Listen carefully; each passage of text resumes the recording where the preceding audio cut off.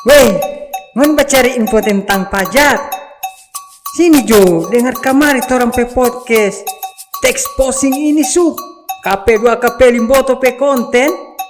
Gaskan kuak uti.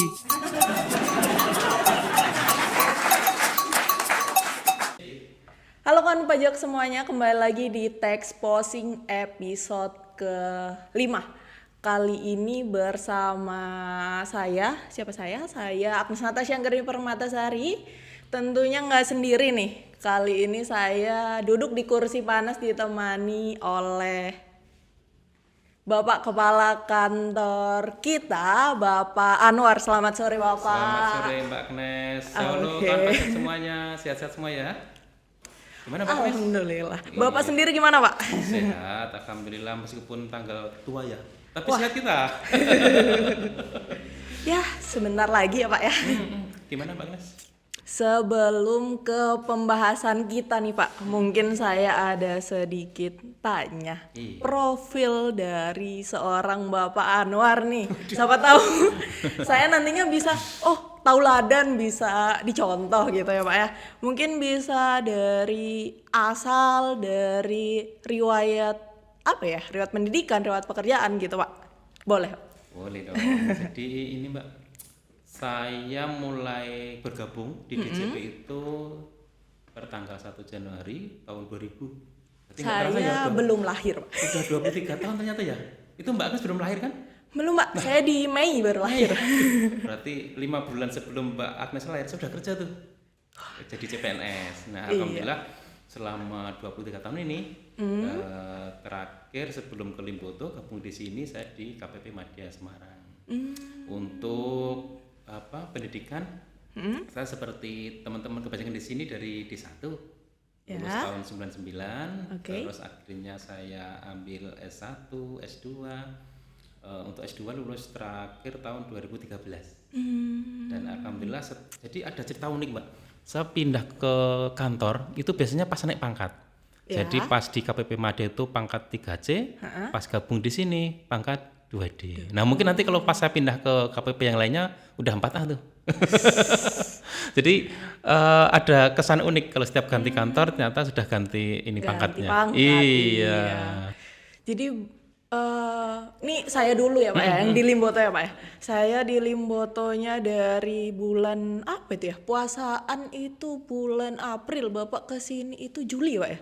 Oh tahun 2022 aja ya? Iya, Oh, sama. Iya. Berarti selisih 2 bulan ya? Iya. Jadi sama-sama baru di sini. Iya, Ya, dibilang baru sudah setahun ya Pak. Ya, gitulah ya Pak ya. Ya mungkin itu profil singkat ya Pak ya. Lanjut ke materi aja mungkin ya Pak ya. Materinya apa nih? Kayaknya berat nih. Apa nih Mbak? Enggak sih Pak, cuman ada isu ya Pak ya, ada sedikit isu yang mungkin masih hangat dibicarakan tentang dunia perpajakan. Nik jadi NPWP Pak. Iya. Kan pasti kebanyakan orang bilang Nik jadi NPWP. Kenapa Nik? Terus kenapa jadi NPWP? Kenapa nggak pakai nomor NPWP sendiri? Nomor NPWP-nya kenapa? Kenapa nih Pak? Boleh saya tahu Pak? Iya. Jadi mungkin Mbak Agnes sini pas jalan-jalan pasti lihat ini ya ada spanduk besar tuh. Yuk validasi NIK sebagai NPWP gitu mungkin ya. Iya, ada itu kan juga itu Pak. baru banyak sekali spanduk, banner, kemudian juga di media elektronik dan cetak pun juga banyak sekali tuh validasi NIK sebagai NPWP. Nah itu ceritanya gini Mbak. Jadi di ketentuan PMK 112 di tahun 2022 itu per tanggal 14 Juli 2022 untuk wajib pajak orang pribadi itu sudah bisa menggunakan NIK sebagai NPWP. Nah, kenapa saya bertanya kenapa harus tanggal 14 Juli mulainya? Makanya tahu mungkin kenapa nggak 1 Januari itu atau 31 Desember? Kenapa kok pilihnya kok 14 Juli Ulang 2022? tahun pajak. Wah, Asik. tepat ternyata Mbak Agnes tahu. Jadi bener Oh jadi itu bener Pak? Itu bukan hanya kebetulan ya Pak? Saya kira hanya Sampai udah kebetulan belajar Pak. ternyata. Jadi memang betul. Jadi setiap tanggal 14 Juli kita sebagai insan DJP kawan pajak kita memperingati hari pajak. Iya. Nah kebetulan di tahun 2022 ini untuk tanggal 14 Juli kita tetapkan untuk NIK sebagai NPWP. Jadi mulai saat itu kawan pajak bisa melaporkan NPWP-nya, melaporkan SPT-nya menggunakan NIK. Oh, Gitu. jadi ini juga implementasi dari Undang-Undang HPP ya Ya, Pak ya? betul, Undang-Undang Undang-Undang HPP klaster KUP ya Pak ya? Betul, betul. Salah satunya NIK jadi NPWP. Iya. Jadi dari 15 digit ya Pak ya? 15 digit NPWP jadi 16 digit. Iya, betul. Menyesuaikan nomor NIK kita.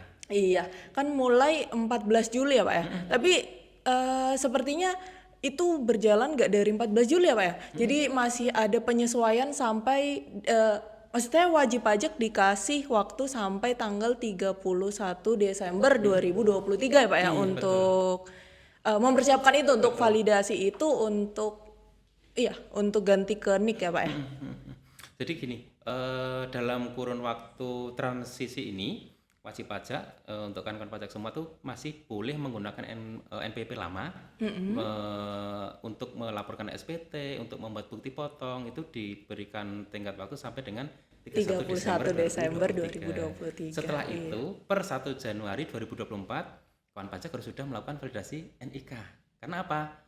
Kalau belum divalidasi berarti kawan pajak belum bisa menggunakan NIK sebagai NPWP. Nanti otomatis pada saat kita melakukan login, NPWP-nya sudah tidak bisa dipakai, sehingga harus memasukkan nomor NIK. Nah, untuk menggunakan NIK itu Mbak, kita harus melakukan validasi dulu. Jadi ada prosedur dulu untuk melakukan validasi NIK sebagai NPWP. Nah, sebenarnya untuk validasi ini itu secara sistem bisa.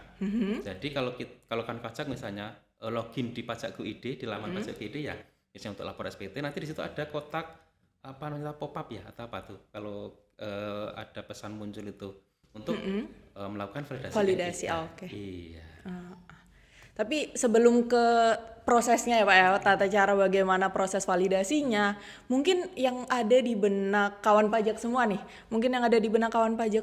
ini kan NIK jadi NPWP ya Pak ya, kan orang bayi baru lahir sudah punya NIK ya Pak ya, meskipun belum punya KTP tapi kan NIK ada di kartu keluarga, pasti lah. Lalu kita yang masih bayi harus lapor pajak, kita yang masih bayi harus bayar pajak, itu gimana ya Pak ya? Kan pasti banyak itu di luaran. Iya, betul Mbak. Itu bagi kawan pajak mungkin bertanya-tanya kalau nanti NIK sebagai NPWP, berarti saya nanti sudah jadi WP dong. Jadi gitu kan. Jadi punya kewajiban. Saya kan belum kerja Pak, saya kan belum punya penghasilan. Nah, jadi gini, NPWP itu sebagai sarana wajib pajak untuk melaporkan SPT, untuk menghitung, melaporkan SPT-nya. Nah, bagi kawan pajak yang penghasilannya belum memenuhi syarat atau dalam ini disebutkan yang boleh memiliki NPWP atau mendapatkan NPWP itu harus sudah memiliki syarat subjektif dan objektif. Oh, jadi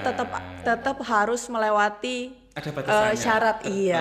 Jadi apa sih yang menjadi syarat subjektif itu? Jadi tidak serta-merta kalau yang sudah punya KTP juga menjadi wajib pajak, tidak, tapi selama dia sudah memenuhi syarat subjektif artinya berarti orangnya. Iya. Kalau dia sudah berpenghasilan dalam tahun yang bersangkutan, berarti dia sudah memenuhi syarat subjektif untuk memiliki NPWP. Nah, atau juga karena dia punya kewajiban untuk memotong atau memungut pajak. Dalam hal ini adalah bendahara. Karena dia wajib untuk memotong, untuk memungut, berarti dia harus wajib memiliki NPWP. Kemudian yang menjadi syarat berikutnya adalah syarat objektifnya. Objeknya, apa yang menjadi objek yaitu penghasilan. Setiap tambahan kemampuan ekonomis yang dimiliki oleh wajib pajak, itulah yang menjadi objek pajak. Sehingga wajib pajak yang sudah memenuhi syarat subjektif dan objektif, dia harus mendaftarkan diri untuk memiliki NPWP. Jadi tidak semua kawan pajak yang memiliki KTP itu pasti menjadi wajib pajak, tidak. Tapi selama dia memenuhi syarat subjektif dan objektif, dia baru wajib untuk memiliki NPWP atau kita aktifasi NIK sebagai NPWP-nya. Jadi NIK jadi NPWP, tidak semua yang punya NIK ternyata harus lapor dan bayar pajak gitu ya Pak ya. Tetap ada syarat subjektif dan objektif gitu ya Pak ya. Terus gini Pak, mungkin terus kalau misal anak yang baru lulus kan seperti saya dulu lulus SMA nih 18 tahun. Terus kalau saya mungkin kuliah Pak ya, mungkin kan ada sebagian orang yang langsung bekerja, langsung cari kerja nih. Terus mau punya NPWP, bisa nggak ya Pak ya? umur masih misal 18 tahunnya masih tahun depan Excel nih dia 17 tahun. Tapi dia udah berpenghasilan. Iya. Gimana Pak kalau gitu? Ya, jadi Tetap boleh atau enggak buat punya NPWP sendiri? Oke. Jadi gini Mbak, secara prinsip untuk orang pribadi, bagi yang sudah 18 tahun kan baru bisa memiliki KTP ya. Iya. Nah itu juga sama dengan di kita. Jadi yang boleh memiliki NPWP adalah orang atau penduduk yang sudah usia 18 tahun atau sudah pernah menikah. Jadi pernah ya, meskipun dia umurnya mungkin 16, tapi karena dia sudah pernah menikah atau sudah menikah, dia boleh memiliki KTP. Nah, itu berarti sudah bisa memiliki NPWP dari NIK itu. Nah, mungkin Mbak Agnes pernah ingat dulu ada anak kecil yang viral ya, dulu di Jawa Timur kayaknya ada yang penyanyi kecil yang viral itu nyanyi-nyanyi itu. Nah, itu kan masih kecil tuh. Apakah dia sudah wajib punya NPWP? Oh, Nah, kan dia masih kecil, kalau nggak salah viral ya kalau nggak salah ya. Nah, itu kan masih kecil, otomatis dia belum punya NPWP kan. Iya. Nah, untuk melaksanakan kewajiban perpajakannya, berarti dia digabung dengan NPWP-nya kepala Orang tua keluarga ya? atau Oh, orang oke. tuanya. Jadi tidak semua anak kecil yang berpenghasilan itu wajib punya NPWP karena memang ada batasan di Undang-Undang Perkawinan itu. Di Undang-Undang Nomor 1 Tahun 74 bahwa untuk usia 18 tahun baru boleh memiliki KTP atau yang sudah pernah menikah. Nah, bagi yang masih kecil tadi, seperti tadi artis tadi itu karena dia dapat job, mungkin jadi endorse untuk iklan atau apa kan, bahasanya gede tuh. Nah, secara objektif dia sudah harus memiliki NPWP karena punya penghasilan. Nah, untuk melaksanakan itu pakailah NPWP-nya orang tua. Oke, jadi persyaratan itu dan ya Pak statusnya bukan atau, jadi Iya. harus subjektif harus terpenuhi, Iya, objektifnya juga betul. harus terpenuhi gitu ya Pak ya. Oke, mungkin untuk anak-anak yang di bawah umur gitu ya Pak ya. Dan isu lagi nih Pak, kan banyak ya Pak isu-isu. Untuk masyarakat yang berpenghasilan kecil gitu Pak, kan banyak pekerjaan saya petani nih atau pekerjaan saya di bawah UMR nih. Gimana? Saya harus bayar pajak, saya tetap harus bayar pajak atau terus gimana gitu. Gimana Pak kalau soal itu? Iya, jadi gini, pemerintah, jadi kalau pemerintah itu juga peduli dengan wajib pajak atau masyarakat yang berpenghasilan kecil. Nah, sehingga dibuatlah di situ namanya PTKP atau penghasilan tidak kena pajak. Nah, berapa sih penghasilan yang dikenakan pajak itu diatur di Undang-Undang HPP yang terbaru itu adalah bukan Undang-Undang HPP, tapi di Undang-Undang KUP itu disebutkan untuk PTKP paling kecil itu 4.500.000 per bulan, itu bulan berarti ya, Pak? tidak kena pajak. Jadi otomatis bagi kawan pajak yang gajinya mungkin masih di bawah 4,5 atau mungkin 4,5 pun itu mungkin tidak kena, karena itu kan bruto ya. Nah, ini yang di PTKP itu adalah neto. Jadi setelah penghasilan bruto nanti dikurangi biaya jabatan, ada iuran kesehatan, asuransi, barulah ketemu penghasilan neto dikurangi dengan PTKP, itulah yang dikenakan pajak. Nah, bagi kawan pajak yang penghasilan masih di bawah 4,5 per bulan ya Mbak ya, berarti otomatis tidak kena pajak. Jadi itulah bentuk kepedulian pemerintah atau keberpihakan pemerintah untuk melindungi daya beli masyarakat kecil. Nah, khususnya bagi yang berpenghasilan di bawah 4,5 juta per bulan. Iya. Itu untuk pegawai mungkin ya Pak ya, atau ya pegawai swasta, pegawai negeri gitu ya Pak ya. Dan setahu saya nih Pak, di Undang-Undang HPP juga tarifnya lebih memperhatikan yang masyarakat kecil gitu ya Pak ya, karena tarif paling rendah yang 5% udah sampai di 60. 60 Nah, ya betul, Pak ya. betul. Jadi makin kesini pemerintah makin memperhatikan masyarakat kecil gitu Betul. ya Dan Pak ya. Mbak Agnes, PTKP itu tidak berlaku selamanya ya. Jadi dia akan direview atau disesuaikan dengan kondisi perekonomian. Jadi misalnya perekonomiannya kok naik, nah, mungkin nanti PTKP angka segitu mungkin juga sudah tidak relevan lagi. Iya. Jadi nanti akan dilakukan penyesuaian berapa sih PTKP yang lebih pas di tahun tersebut dan berlaku untuk berapa tahun. Jadi itu ada penyesuaian untuk penentuan berapa sih besarnya PTKP. Gitu. Kalau untuk pengusaha gimana nih Pak? Nah, sama. Jadi kawan pajak, kalau untuk pengusaha itu juga pemerintah juga apa namanya itu memberikan perhatian lebih, khususnya bagi kawan pajak yang bergerak di bidang UMKM ya Mbak ya.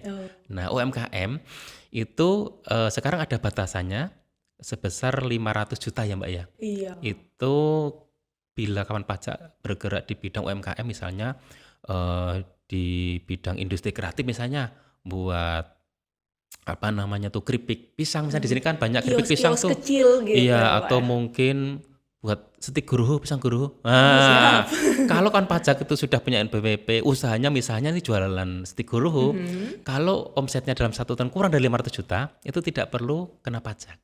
Oh, Jadi dia berlaku kumulatif. Jadi misalnya kan pajak di bulan Januari omsetnya baru 100 juta nih. Itu berarti karena batasnya 500 juta berarti otomatis tidak kena pajak. Di bulan berikutnya karena sudah berkembang mungkin menjadi 300 juta, juga belum kena pajak. Taruh kata di bulan kelima usaha, dia usahanya udah gede kan, udah banyak apa namanya tuh pesanan-pesanan, ternyata omsetnya 501 juta. Nah berapa pajak yang harus dibayar? Berarti 500 juta tadi dikurangi 500 juta, ketemu yang 1 juta tadi baru dikenakan pajak 0,5%. Setengah persen aja kawan pajak yang dibayar dari 500 juta tadi, 501 juta tadi, hanya 1 jutanya aja yang disuruh bayar pajak. Jadi itu bentuk kepedulian, bentuk apa dukungan dari pemerintah untuk bagaimana UMKM ini berkembang. Salah satunya yaitu memberlakukan batas omset yang dikenakan pajak itu di atas 500 juta. Jadi yang tadinya nih setiap usaha setiap orang-orang yang punya usaha tiap bulannya harus bayar berapapun penghasilannya gitu kan Iya, Pak sebelum betul. ada undang-undang ini. Betul. Terus sekarang dengan adanya undang-undang HPP apa ya sekarang harus kumulatif 500 juta dulu. Iya, Jadi betul. ketika per bulannya nih misal 100 juta di bulan Januari 100, Februari 100, Maret, April, Mei 100, di bulan Juni ketika akumulatifnya udah 600 baru 100 jutanya dikenakan 0,5% Betul. gitu. Jadi yang 500 tadi itu seperti PTKP lah. Kalau bagi pegawai kan dia ada pengurangannya namanya PTKP. Nah, bagi usaha apa namanya tuh khususnya UMKM, dia PTKP-nya ya 500 juta ini. Jadi selama dia masih di bawah PTKP atau di bawah 500 juta, ya otomatis dia tidak kena atau tidak perlu bayar pajak. Jadi itu benar-benar pemerintah memberi perhatian lebih kepada para pelaku usaha kecil agar dia bisa bersaing. Karena kalau dia sudah 500 juta, otomatis pemerintah sudah mengkalkulasi ya, berarti dia sudah bisa mengembangkan usaha untuk menjadi lebih gede lagi, sehingga dia sudah layak lah dikenakan pajak. Itu pun hanya 0,5%. Asal omset dalam setahun dia masih kurang di bawah 4,8 miliar. Iya, itu untuk batasan sebagai wajib pajak UMKM atau wajib pajak usaha kecil lah. Lagi-lagi berarti wajib pajak tidak perlu takut ya Pak, enggak semua wajib bayar pajak gitu ya Pak. Tidak semua yang berpenghasilan itu harus bayar pajak. Gitu. Soalnya skema yang ada di luar gitu Pak. Bayar pajak nih, bikin NPWP baru pajak gitu. Nah, nanti setelah lihat tag posting kita, nanti kan pajak pasti akan semakin tercerahkan nih. Ternyata tidak semua penghasilan itu dikenakan pajak. Itu ada batasan-batasannya. Baik dia sebagai karyawan atau pekerja atau juga dia sebagai pelaku ekonomi khususnya UMKM. Betul ya Pak ya. Mungkin ini agak balik lagi nih Pak ke NIK jadi NPWP gitu ya Pak ya. Boleh. Ya kan karena tema kita hari ini NIK jadi NPWP ya Pak. Asik. Jadi NIK jadi NPWP. Tujuannya apa sih Pak? Masa tujuannya cuma merubah 15 digit menjadi 16 digit kan tidak mungkin Pak tujuannya hanya itu ya Pak ya.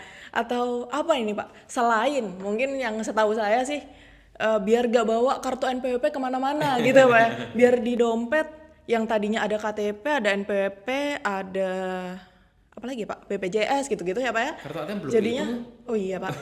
Kalau punya Pak kan siapa tahu belum gitu ya Pak ya. Nah jadinya cuman KTP sama NPWP digabung cuman bawa KTP doang gitu ya Pak ya. Betul. Selain itu apa ini Pak? Betul, jadi memang prinsip utama jadi dengan memberlakukan NIK sebagai NPWP ini salah satunya untuk mempermudah administrasi perpajakan bagi wajib pajak. Jadi memang betul tadi yang disampaikan Mbak Agnes, lebih memudahkan wajib pajak. Yang efisien yang gitu sebelumnya ya. dia harus menghafal, wah NPWP saya berapa ya? Kalau perlu harus buka AP dulu kan, lupa kan. Nah sekarang dengan sudah membawa KTP itu, yaitu NPWP kita. Itu yang prinsip utama itu, memberikan kemudahan pada wajib pajak. Kemudian Tujuan lain yaitu mengintegrasikan data kependudukan dengan data pajak. Ini fungsinya untuk apa? Untuk menghitung berapa sih sebenarnya tax ratio kita. Karena selama ini mungkin kan pajak mungkin baru dengar tax ratio kita kok kecil-kecil. Nah, mungkin nanti dengan kita lakukan apa namanya tuh integrasi antara NPWP dan NIK nanti akan lebih informatif lagi. Berapa sih sebenarnya tax ratio kita? Dengan jumlah penduduk sekian, berapa yang sudah bayar pajak nanti akan kelihatan di situ. Dan lebih ini lagi juga untuk memperluas basis perpajakan kita. Nah, mungkin Mbak Agnes sekarang sudah ini ya sudah apa familiar misalnya kalau pesan tiket melalui aplikasi pasti yang ditanyakan apa NIK. Iya. Nah, tadi tidak perlu data yang lainnya, cukup NIK dan mungkin email ya. Nah, itu aja. Nah, nanti dengan berlakunya NIK sebagai NPWP, harapan pemerintah itu bisa memperluas wajib pajaknya. Jadi nanti akan lebih tercipta keadilan. Siapa yang berpenghasilan lebih, ya dia harus bayar pajak. Siapa yang tidak berpenghasilan lebih, ya dia tidak perlu bayar pajak. Nah, nanti dengan terintegrasinya data kependudukan dengan data NPWP akan lebih menciptakan keadilan. Nah, jadi siapa yang harus bayar pajak, siapa yang berpenghasilan, nah itu nanti yang dia wajib ber-NPWP sehingga wajib lapor SPT dan tentunya kalau dia wajib bayar pajak juga harus bayar pajak. Gitu. Mungkin menuju satu data Indonesia Oh, yang biasanya ada tuh tagline-nya tuh. Dulu itu saya awal menjadi AR itu sudah terbit istilahnya isu-isu ya. Iya. Nanti bahwa ke depannya kita akan menggunakan SIN atau SIN ya. Iya. Single Identify Number. Nah, jadi nanti nomor tunggal itu yang akan kita gunakan untuk semua administrasi perpajakan. Nah, kemarin juga sempat saya ngobrol dengan stakeholder kita atau eksternal kita juga, mereka juga menyampaikan, iya Pak betul nanti administrasi kami pun juga akan menuju ke sana. Jadi ini pajak istilahnya sudah mengimplementasikan Undang-Undang HPP dengan salah satunya mengintegrasikan NIK sebagai NPWP, nanti di instansi lain juga akan sama. Mereka juga akan menggunakan NIK ini sebagai sarana untuk administrasi mereka. Betul, dan memang nanti harapannya dengan adanya SIN ini semua informasi cukup menggunakan NIK saja. NIK itu. Betul. Iya, Pak ya. Itu kalau wajib pajak pribadi ya, Pak ya. Oh, iya. Pakainya NIK. Terus kalau wajib pajak badan gimana, Pak? Kan nggak punya NIK nih, Pak. Oh, masa iya, NIK-nya semua orang dimasukin, ditambahin jadi berapa digit gitu, Pak? Kan nggak mungkin. Iya betul. Gimana, jadi Pak? kalau untuk wajib pajak badan itu masih menggunakan NPWP 15 digit atau format lama. Cuma nanti di depan angka NPWP itu kita tambahkan angka 0. Sehingga nanti dia akan menjadi 16 digit. Jadi untuk wajib pajak badan nanti masih menggunakan NPWP 15 digit, cuma ditambah angka 0 di depannya. Gitu. Itu untuk NPWP badan ya, Pak ya. Terus kalau badannya punya cabang, kalau cabang gimana, Pak? Oh iya. Nah gini, kalau untuk cabang nanti akan diterbitkan namanya NITKU, nomor identitas tempat kegiatan usaha. Nah, NITKU nanti akan diterbitkan oleh DJP untuk wajib pajak yang selama ini memiliki cabang. Kalau dulu kan cabangnya dikasih angka 0001 dan sebagainya, nanti akan diberikan NITKU untuk wajib pajak yang memiliki cabang di beberapa tempat. Jadi nanti ada nomor tambahan berupa NITKU. Jadi itu mau nanti wajib pajak orang pribadi, wajib pajak badan, semuanya 16 digit ya, Pak ya. Kita sama-sama semua 16 digit. Betul. Terus menyinggung sedikit nih, Pak, ke kenapa tadi dari 14 Juli dikasih waktu sampai 31 Desember. Ini kalau nggak salah nih, setahu saya Pak ya, ini karena itu ya Pak ya, mungkin dari instansi lain nih, misal perbankan atau apa, itu juga ikut mengakomodir itu kan perlu proses gitu ya Pak ya. Betul. Mungkin itu juga ya Pak ya, makanya kenapa baru per 1 Januari 2024 kita semua pakainya NIK gitu ya Pak ya, untuk administrasi perpajakan gitu ya Pak ya. Betul, jadi memang di masa transisi karena memang ini hal baru dan ini merupakan implementasi dari Undang-Undang Cipta Kerja atau Undang-Undang HPP di kita. Jadi masih diberi waktu untuk wajib pajak atau kawan pajak yang mungkin belum menggunakan NIK, itu masih boleh menggunakan NPWP lama yang 15 digit itu sampai dengan tanggal 31 Desember 2023. Nah, harapannya sebelum masa tenggat waktu berakhir, kawan pajak sudah bisa menggunakan NIK.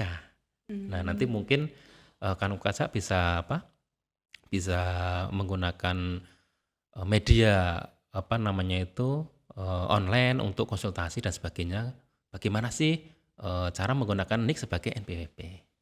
Gitu. Jadi berarti pihak ketiga nih perbankan juga mengakomodir itu 16 digit kan sistem mereka akhirnya berubah juga nih dari 15 digit NPWP jadi 16 digit. Selain itu wajib pajak juga dikasih proses untuk validasi gitu. Betul. Ya Pak ya. Untuk validasi sendiri tata caranya mungkin Pak. Caranya gimana nih? Susah nggak nih? Atau harus datang ke kantor pajak nggak? Gimana Pak? Nah, jadi gini, bagi kawan pajak yang mungkin selama ini belum ngeh ya, atau mungkin belum menggunakan NIK sebagai NPWP, memang untuk proses validasi ini ada beberapa cara. Bisa dia sudah valid secara sistem. Jadi kalau kawan pajak dulu mendaftar, menggunakan NIK-nya, menggunakan nama, atau istilahnya semua identitas di master file kami sama dengan identitas di data Dukcapil. Itu otomatis akan valid secara sistem. Betul. Okay. Jadi misalkan pajak nanti membuka laman pajak Go.id, terus melakukan login, nanti di situ akan muncul pesan untuk melakukan validasi. Nah, kalau kawan pajak sudah klik di menu profile, nanti di situ akan muncul apakah kawan pajak sudah valid atau belum. Iya. Kalau sudah valid, berarti kawan pajak datanya sudah sinkron antara data di kami dengan di Dukcapil. Nah, bagi kawan pajak yang setelah membuka profil kok masih ada tulisannya apa tuh? Perlu dimutakhirkan ya? Iya, betul, nah, itu berarti ada item-item khususnya data pokok di mana kawan pajak mungkin dulu pada saat mendaftar namanya beda mungkin. Atau mungkin NIK-nya juga berubah. Atau mungkin KLU-nya juga beda. Nah, itu perlu kawan pajak melakukan validasi. Caranya sangat mudah kawan pajak. Jadi kawan pajak bisa datang ke kantor pajak terdekat. Boleh. Atau melalui kering pajak 1.500-200 itu, atau juga melalui medsos kami, bisa melalui WA atau mungkin email.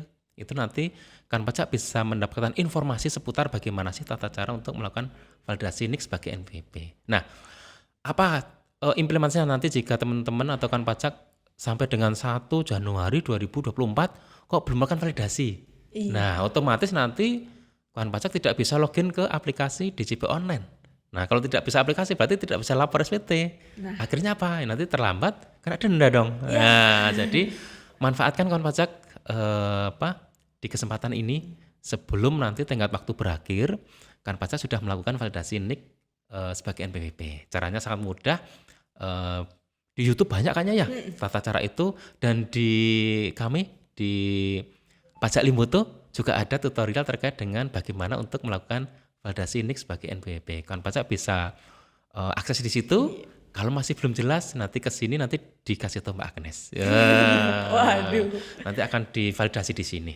Gitu. Iya. Dan udah dikasih ini tenggang waktu jauh banget ya Pak, dari Juli sampai Desember. Masa nggak validasi gitu Pak. Betul. Dan kita di Limboto ya Pak ya khususnya juga udah melakukan banyak penyuluhan untuk membantu wajib pajak ya, dan tentunya di kantor pajak manapun juga demikian ya Pak ya. Betul. Jadi sebagai wujud dari tanggung jawab kami kepada kawan pajak semuanya, jadi kami selama tahun 2023 ini sudah melakukan turun langsung istilahnya. Kita mendatangi beberapa instansi, kita jemput bola istilahnya. Iya. Kita lakukan asistensi untuk melakukan validasi NIK sebagai NPWP. Agar harapan kami nanti kan pajak begitu NIK ini sudah digunakan sebagai sarana NPWP, kan pajak sudah bisa menggunakan NIK ini sebagai NPWP. Nah, dalam masa transisi ini kan pajak masih bisa diberi kesempatan untuk istilahnya belajar misalnya atau mencari informasi lah apa yang diperlukan untuk proses validasi ini.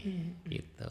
Jadi untuk wajib pajak lama silahkan validasi. Iya, kalau belum nanti dia nggak bisa. Sebelum 1 Januari 2024. Nanti kalau yang kawan pajak baru nih, Iya. misal baru 2024 baru buat NPWP, langsung pakai NIK ya Pak ya, tinggal diaktifasi gitu Betul. aja Pak. Nanti kalau kawan pajak kok masih menggunakan NPWP lama, Mbak. Jadi begitu dia nanti login, nanti di situ bunyinya maaf NPWP Anda tidak terdaftar. Nah, kan gitu lucu kan. Nanti dia approach nanti lupa saya udah daftar NPWP kok jadi tidak terdaftar nih. Nah, ternyata Langsung datang ke kantor pajak. iya, nanti Ternyata Pak gimana? belum validasi. Setelah ketemu Mbak Agnes nanti dijelasin, Pak, bahwa Bapak belum validasi nih gitu. Udah dikasih waktu Pak. Sampai 31 Desember lagi. Iya. Gitu.